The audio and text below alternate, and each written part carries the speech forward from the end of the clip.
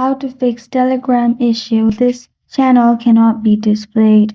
Hi everyone, it's Sophia to assist you today. Without any delay, let's jump right in. Open settings, you'll find this kind of screen pop up. Click on search button on top right corner of your screen. And then search apps. You'll find apps and notification. Click on apps and notification and then you'll find this kind of screen pop up. Click on Telegram.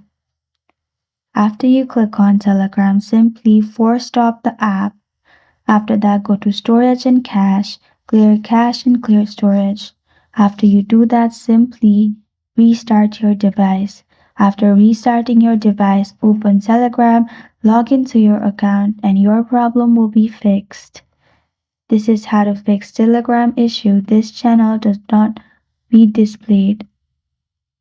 Thank you for joining me today. If this video helps you out, please leave a like and subscribe for more.